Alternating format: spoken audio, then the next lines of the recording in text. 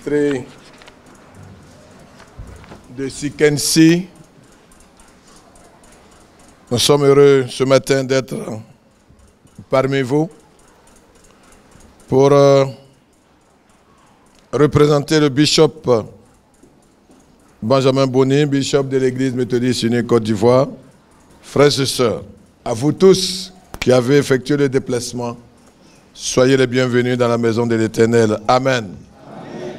À l'église de Dieu, qui est dans les contrées du district de Sikensi, aux saints et fidèles en Jésus-Christ, que la grâce et la paix vous soient données de la part de Dieu notre Père et du Seigneur Jésus-Christ, le ressuscité des Pâques. Amen. Amen. Invoquons le Seigneur au milieu de nous.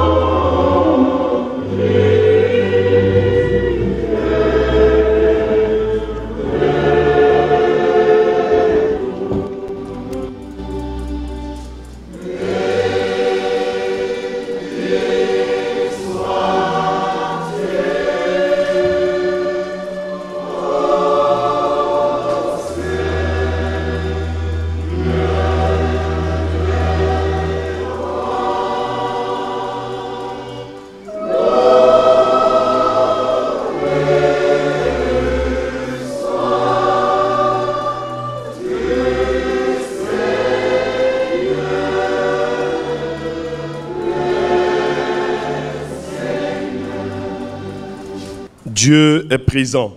Sa sainteté nous éblouit et nous révèle que nous ne sommes pas dignes de nous présenter devant lui.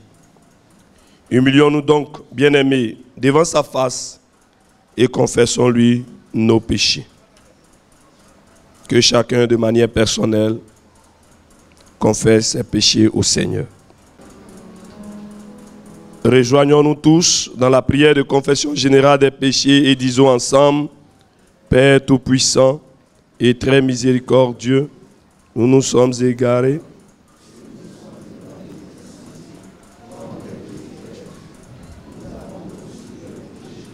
Et les désirs de notre propre cœur, nous avons violé tes lois saintes. Nous avons négligé de faire les choses que nous aurions dû faire et nous avons fait ce que nous aurions dû ne pas faire. Il n'y a rien de saint en nous. Ô Seigneur, aie pitié de nous.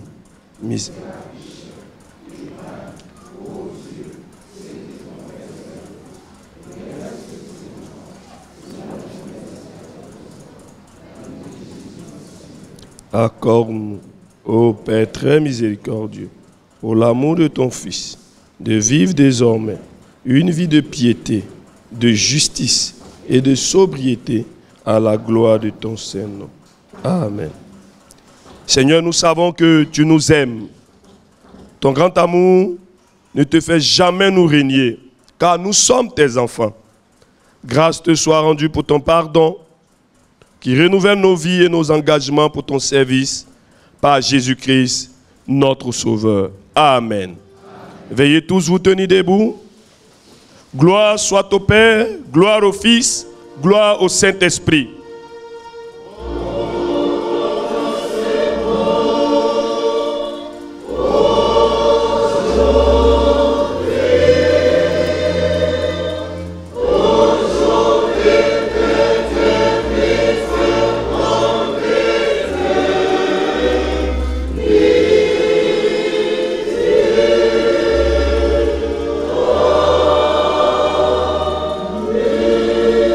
Peuple de Dieu, louez le Seigneur.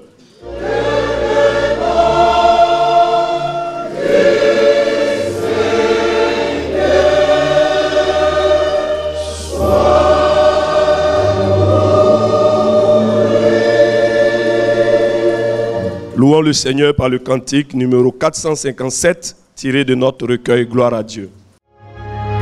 Jésus, voici ton roi.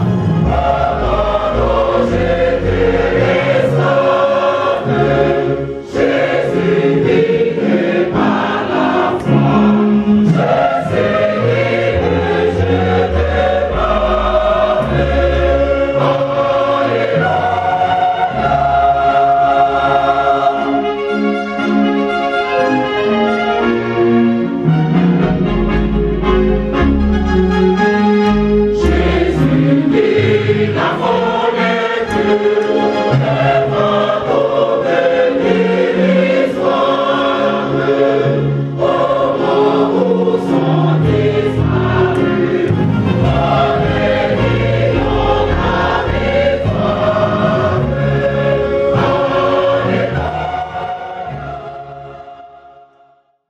Bien-aimés dans le Seigneur, nous sommes réunis pour présenter au peuple méthodiste du district de Sikensi et à tout le peuple méthodiste le révérend pasteur Nobu Kwadio Raphaël, affecté comme pasteur principal en charge du district de Sikensi par la conférence annuelle extraordinaire tenue les 13 et 14 juillet 2021 au temple du jubilé de Cocody.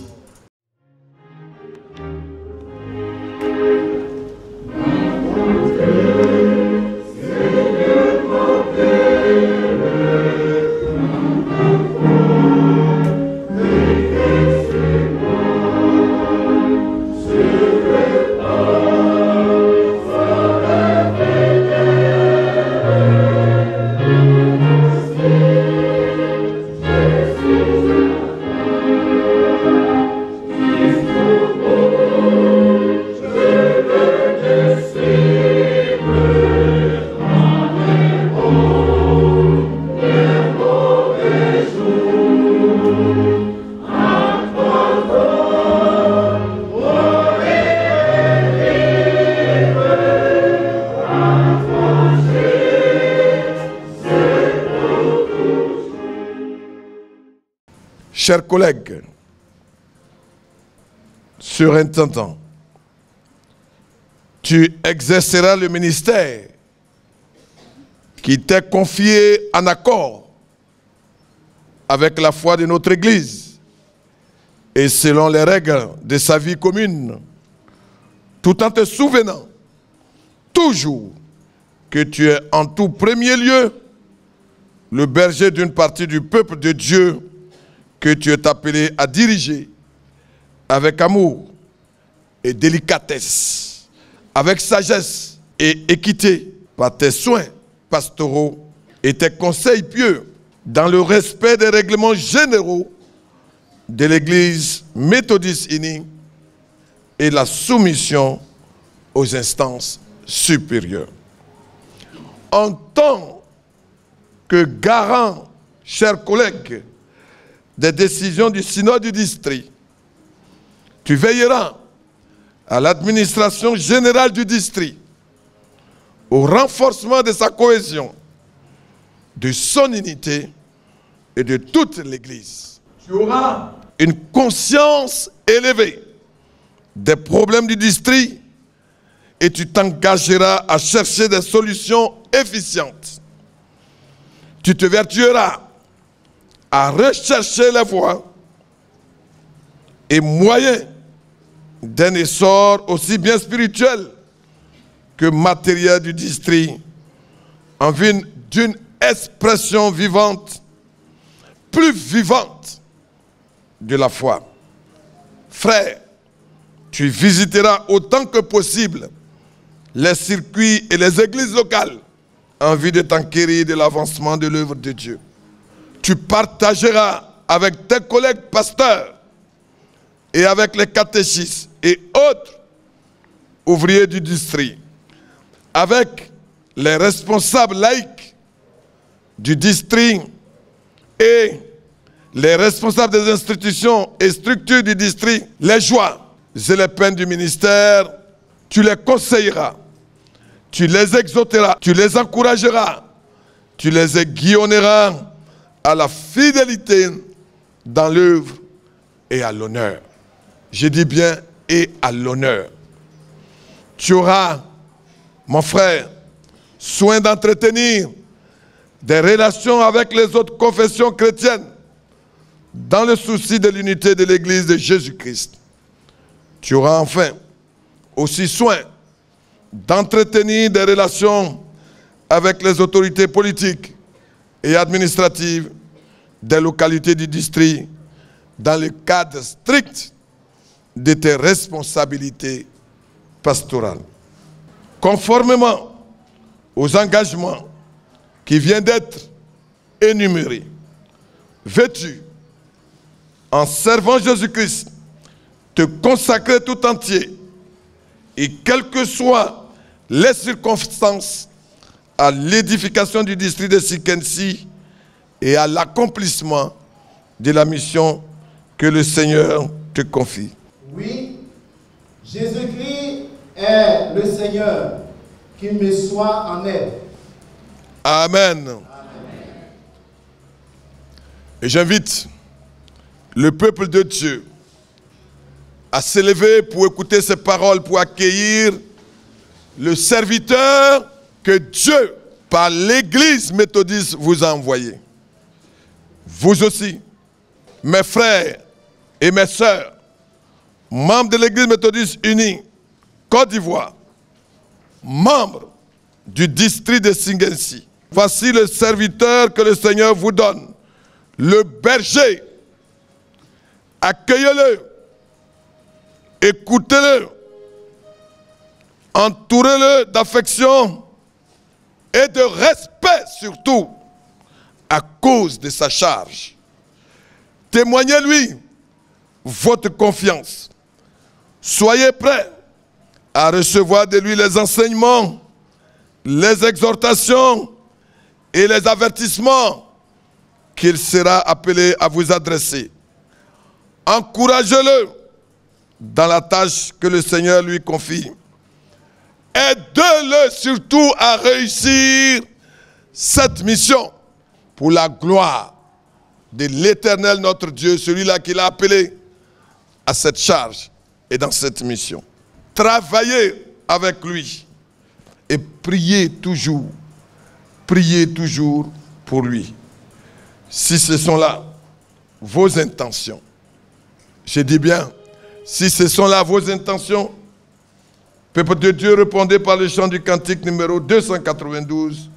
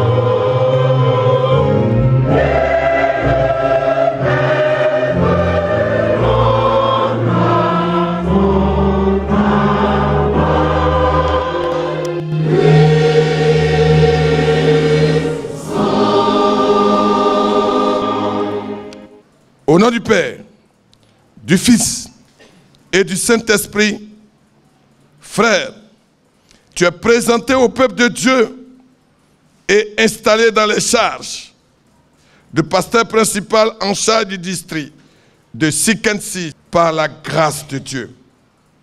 Le Seigneur qui est fidèle te rend fidèle en toutes choses pour l'accomplissement de sa volonté par la puissance de son esprit, au nom et pour l'amour du ressuscité de Pâques, le Seigneur Jésus-Christ. Amen. Amen.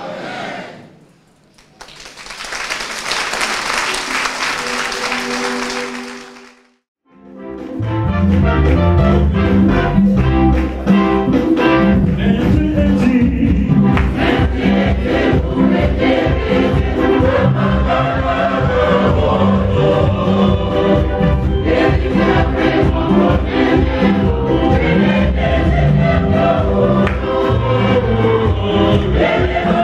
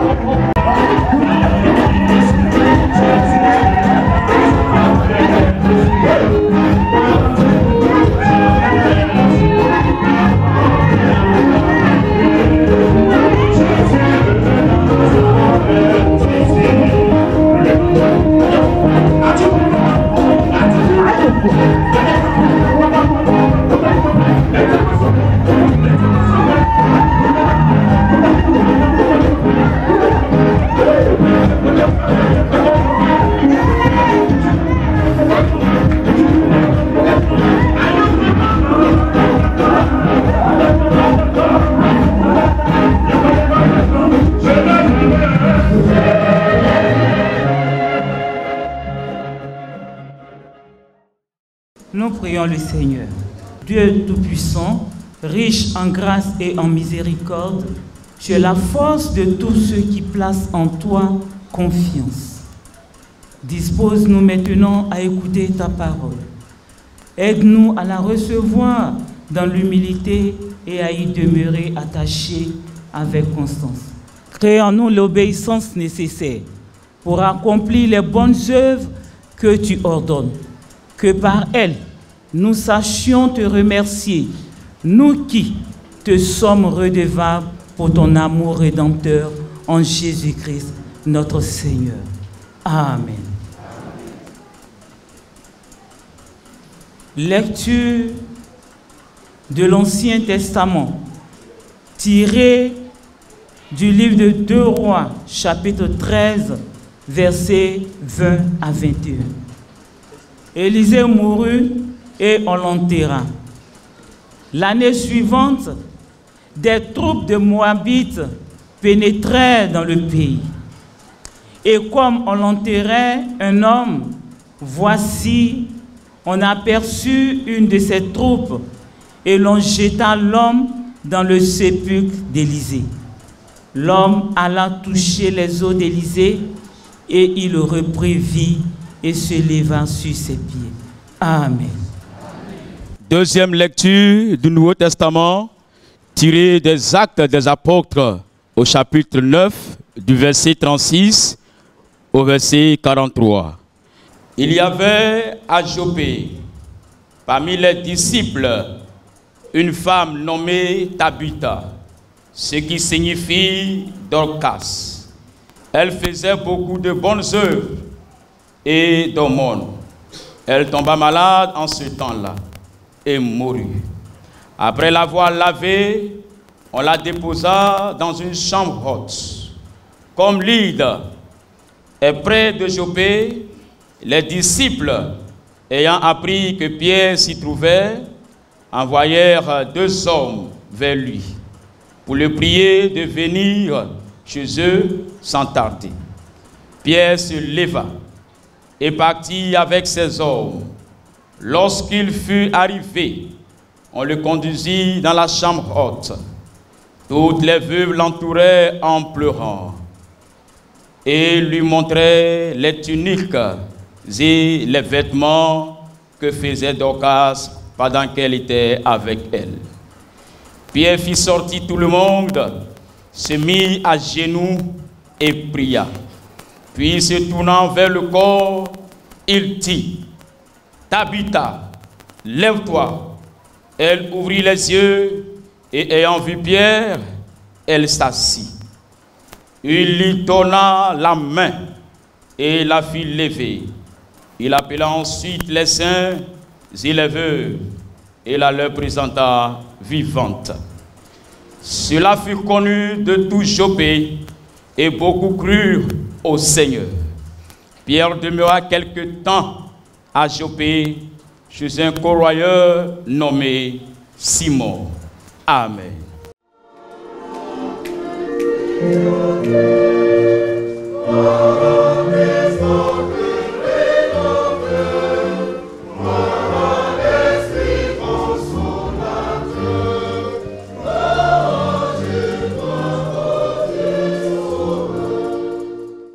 Matthieu chapitre 27, versets 50 à 54. Jésus poussa de nouveau un grand cri et rendit l'esprit. Et voici,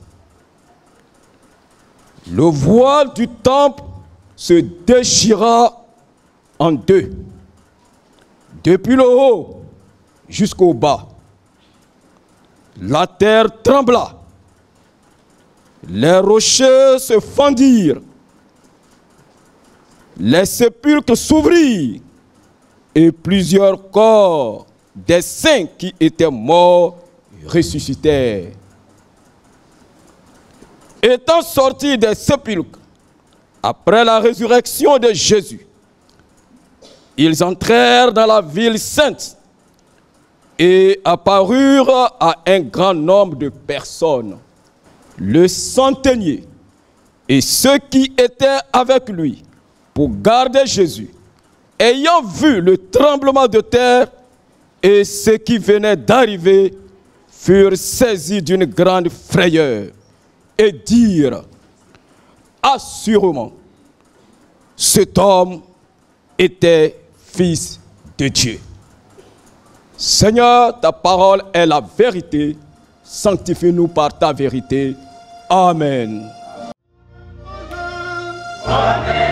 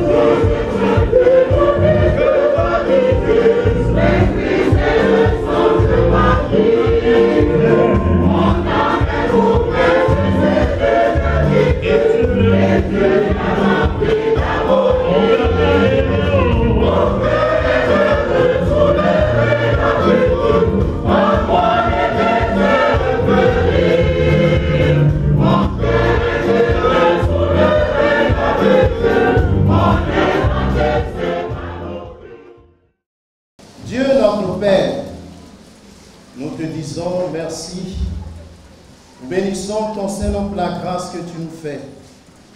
Toi qui nous as pris dans la boue, tu nous as lavés et tu as fait de nous, Seigneur, ton homme serviteur.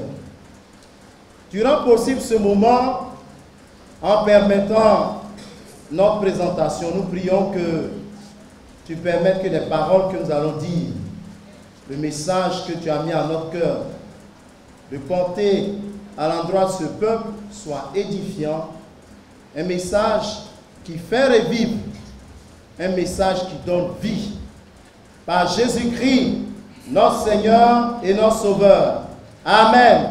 Amen. Bien-aimés, je vous salue dans le beau et précieux nom de notre Seigneur Jésus-Christ. Amen. La résurrection du Seigneur Jésus continue d'effrayer la chronique de la cité, tant au niveau des disciples qu'au niveau de la population. De même, la santé d'Élisée, le prophète, était si préoccupante, si bien que Joas, roi d'Israël, descendit vers lui et pleura sur son visage. Élisée meurt l'année suivante et est enterré. Cependant, ces os en contact avec un homme mort que l'on jeta dans son sépulcre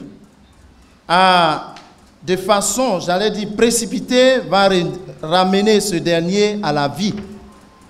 D'où le thème à nous proposer en ce jour, le miracle de la résurrection par les os d'Élisée, tiré de 2 Rois, chapitre 13, le verset 21. De quoi s'agit-il? Quelle explication donner à ce thème? Que devons-nous retenir?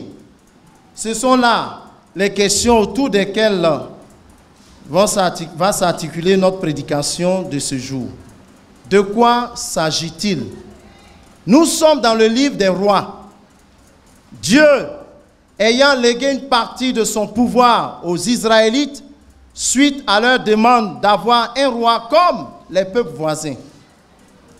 De Saül, premier roi d'Israël, en passant par David, deuxième roi, l'homme selon le cœur de Dieu, Salomon, Roboam, avec la scission du pays en deux. Le royaume du nord, appelé Israël, avec pour capitale Samarie, et le royaume du sud, Juda, avec pour capitale Jérusalem. Vous conviendrez avec nous que nous sommes dans le royaume du nord, Israël donc. Joas, roi d'Israël, ayant appris la maladie du prophète Élisée, alla pleurer sur son visage. En effet, les Syriens, ennemis jurés du peuple de Dieu, livraient bataille contre Israël. Le roi Joas, voulant s'assurer de la victoire de son peuple sur la Syrie, va consulter le prophète Élisée. Élisée lui donne des consignes qui devront déterminer sa victoire jusqu'à l'extermination totale des Syriens. Cependant, le roi n'a frappé que 3 fois la terre. Alors, il ne battra que 3 fois les Syriens, selon les versets 18 et 19. Il est dit ceci: Élisée, irrité de lui dire que s'il avait frappé 5 ou 6 fois la terre, il battrait les Syriens jusqu'à leur extermination. Sachez qu'à ce niveau de notre message, notre détermination et notre engagement, bien entendu, notre foi nous donne le triomphe sur toutes choses. Alléluia. Le prophète Élisée meurt l'année qui suit et est enterré. Les Moabites, un autre peuple ennemi, pénètrent dans le pays. C'est donc lors de l'enterrement d'un homme israélite, à la vue d'une troupe syrienne, que les porteurs du corps vont se sauver en le jetant dans le sépulcre d'Élisée. Le texte nous rapporte que l'homme alla toucher les os d'Élisée et il reprit vie. Il se leva sur ses pieds. Alléluia. Le miracle s'est produit automatiquement. Des morts qu'il était, la vie lui est redonnée. C'est pourquoi il n'est plus couché, la position d'inaction, mais il se leva sur ses pieds. Il est ressuscité. Alors, que comprendre par le thème, le miracle de la résurrection par les os d'Élisée? Essayons de définir tant soit peu le mot miracle. D'après nos recherches, en regardant aux différents dictionnaires, Robert Larousse, et même sur l'Internet, le miracle est un phénomène interprété comme une intervention divine. Il a pour synonyme prodige, signe. C'est un mystère. C'est aussi un fait, un résultat étonnant, extraordinaire, qui suscite l'admiration. C'est encore une merveille, quelque chose d'inattendu, surprenant. Une chose admirable qui se produit contre toute attente. Qu'en est-il de la résurrection? La résurrection, c'est le retour de la mort à la vie. Par exemple, la résurrection de Lazare, celle de Jésus-Christ, notre Seigneur. L'on peut parler aussi de la résurrection des corps au jugement dernier. C'est une guérison inattendue. C'est aussi le retour à l'activité, un nouvel essor. Cela dit, retenons que la mort est au final une puissance hostile, personnifiée, qui attaque et qui prend des allures d'exterminateur. Tous, croyants ou non, la mort nous effraie. Car lorsque Dieu retire son souffle, que peut-il rester encore? Que peut-il rester? Mais si à première vue, l'Ancien Testament paraît considérer la mort comme la fin, les choses ne sont pas si simples. Nous devrons considérer trois choses. Premièrement, sur le plan spatial, nous notons ici un changement de lieu, puisque l'heure n'est fait. Ça, c'est en hébreu. Ça veut dire l'esprit, privé de sa chair, doit quitter la terre, ou le monde des vivants, et s'en aller au Sheol. C'est le cas de notre homme dans le texte, de Tabitha et même de Jésus-Christ, conduits tous au tombeau. Deuxièmement, un nécessaire changement d'état, à savoir la désintégration de l'unité de chair et âme, dont jouissait en deçà de la mort la personne vivante. Troisièmement, c'est le troisième lieu. L'individu, même si terriblement diminué au terme de sa vie, persiste ou survit en tant que tel, et en dépit du détachement de son corps et de la brisure conséquente en tout lien à la terre des vivants. L'après-mort, la vie future, consiste à bien peser la relation de l'homme à Dieu. Car si même que l'élect, c'est-à-dire l'Ecclésiaste, peut parler de la mort comme d'une futilité complète, les questions soulevées par la foi au Dieu de l'Alliance restent pour autant. Une foi qui accueille de la part de Dieu la parole. Et cette parole dit quoi? C'est moi qui fais mourir et qui fait vivre. Deutéronome 32, verset 39. Le miracle qui se produit ici prouve que c'est Dieu qui fait toutes choses. Dieu fait toutes choses.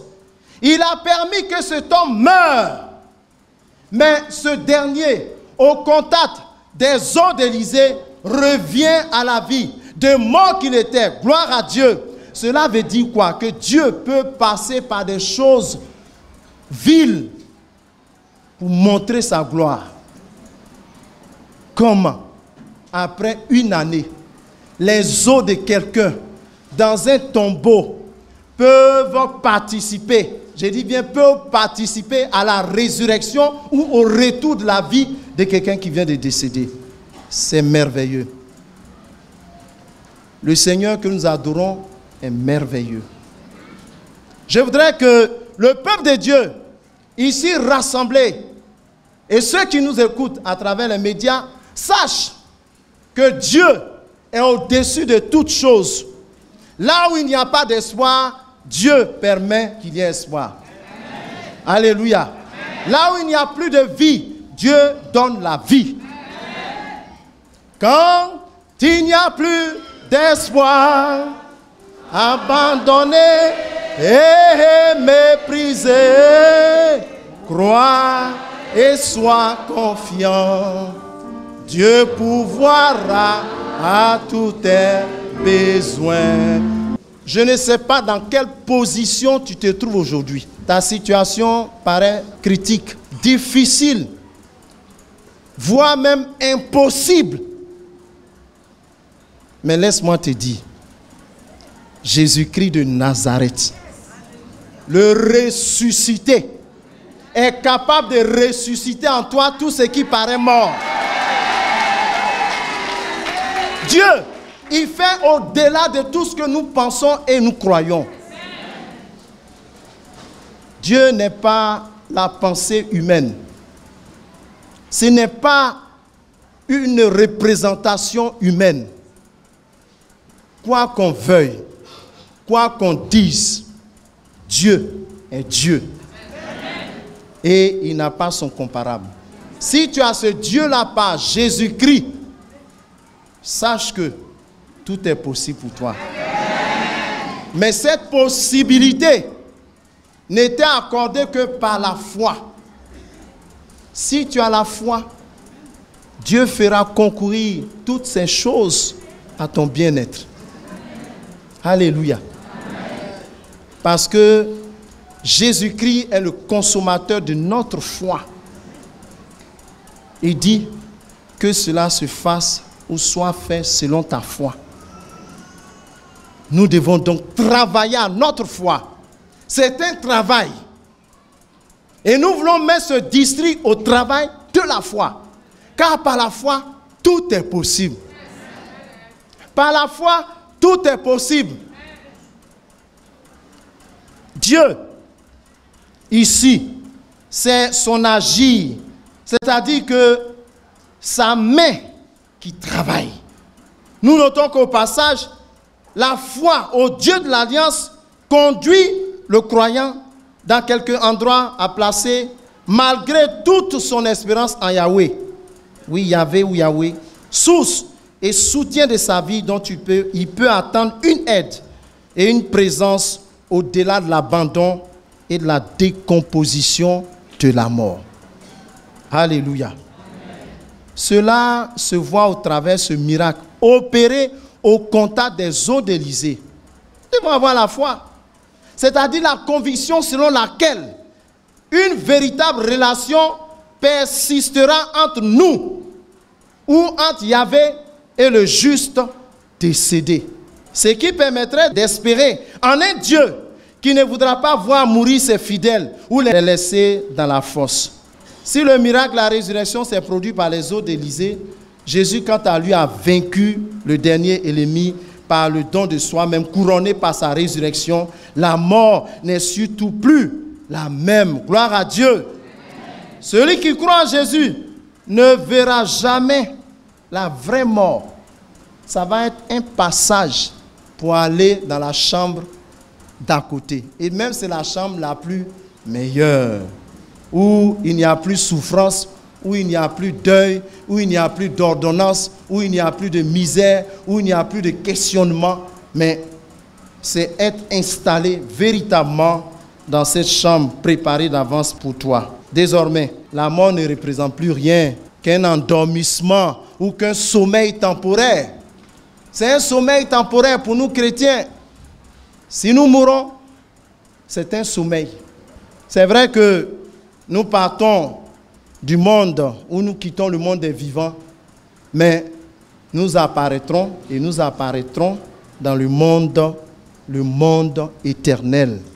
Gloire à Dieu. Amen. Je voudrais tirer ici quelques leçons pour terminer. La première des leçons, frères et sœurs, vivons véritablement notre vie chrétienne par un bon témoignage au point où tout en nous donne vie. Nos paroles, nos gestes, notre manière de nous habiller, de nous exprimer permettent à notre interlocuteur de vivre. Ça, il faut le faire, comme le cas d'Élisée qui avait la double portion d'Élie.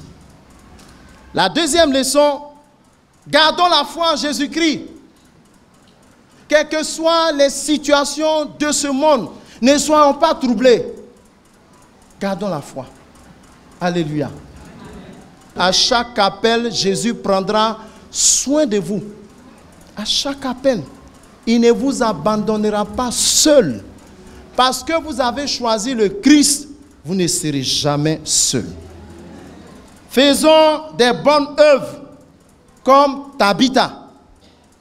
Rares sont les méthodistes, je pèse bien mes mots, qui font des bonnes œuvres. J'ai travaillé à 1h30 de route du Ghana. J'ai été épaté par la vie des Ghanéens. Beaucoup épaté, que ce soit les fidèles, les pasteurs, j'ai été beaucoup épaté par leur vie. Et je voudrais, avec la permission du bishop, imprimer cette vision dans ce district pour que ce district se développe et qu'à partir de ce district, toute la conférence, cela est possible. J'ai vu des églises locales qui ont une université. D'autres ont des écoles depuis la maternelle jusqu'en classe de terminale et voire même des grandes écoles. Nous pouvons. C'est une question de foi et de volonté. Si nous voulons, nous pouvons changer. Et le Seigneur ressuscitera en nous ce qui paraît mort.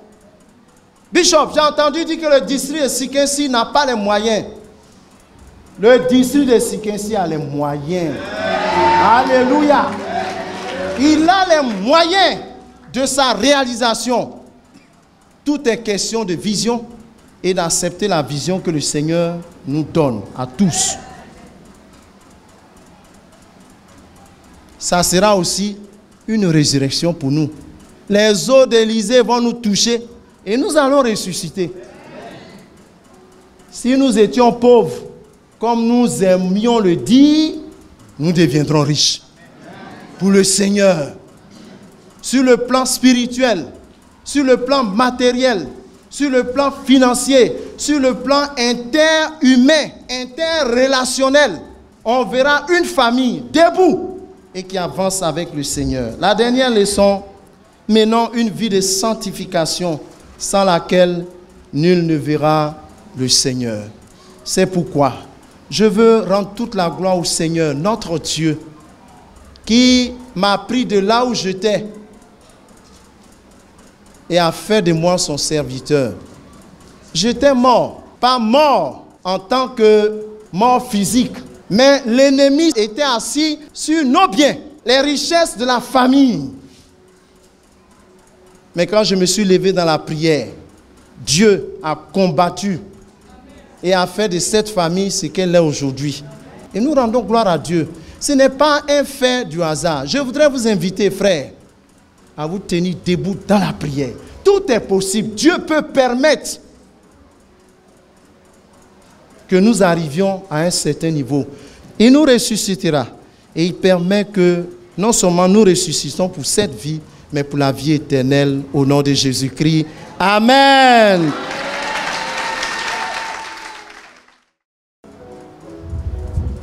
Nous méditons ces paroles que nous venons d'entendre. Seigneur, tu nous donnes vie. Oui, nous croyons que tu pourras le faire pour nous, pour nos familles, dans nos différents domaines. Seigneur, tu peux nous ressusciter. Au nom de Jésus. Amen.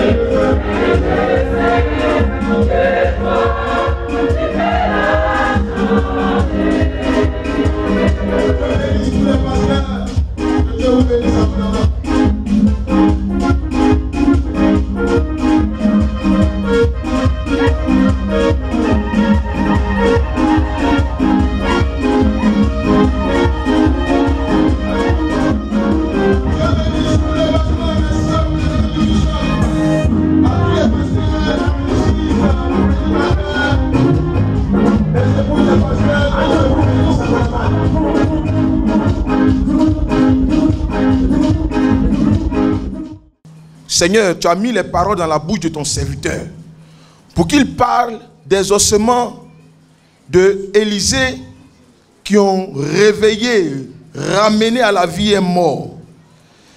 Et Seigneur, comme une prophétie, son nom Raphaël veut dire Dieu qui guérit.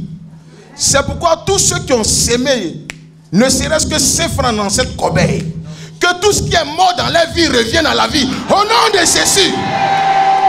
Par le contact, Seigneur, je prie que toutes les femmes qui entendent, qui cherchent des enfants, Père, que le miracle de l'enfantement s'opère dans leur vie au nom de Jésus.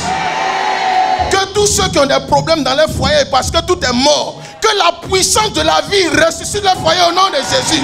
Que tous ceux qui attendent le mariage, cette année 2023, reçois ton mariage au nom de Jésus. Tous ceux qui attendent le travail, reçois ton travail au nom de Jésus. Que Dieu bénisse tes finances. Dieu bénisse ta santé. Dieu bénisse ton travail. Dieu bénisse ta famille. Et que ta vie soit une vie de miracle au nom de Jésus. Dis fort Amen.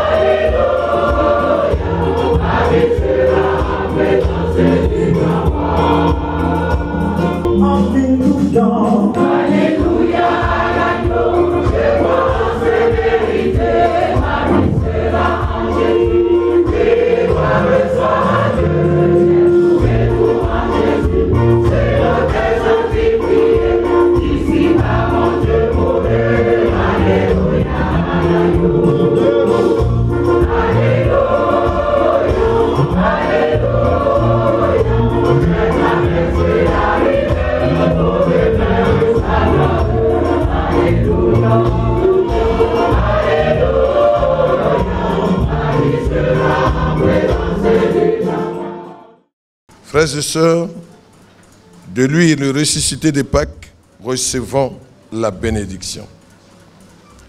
Or, à celui qui, par la puissance qui opère en nous, peut faire infiniment au-delà de tout ce que nous demandons et pensons, à lui soit la gloire dans l'Église et en Jésus-Christ dans tous les âges et au siècle des siècles.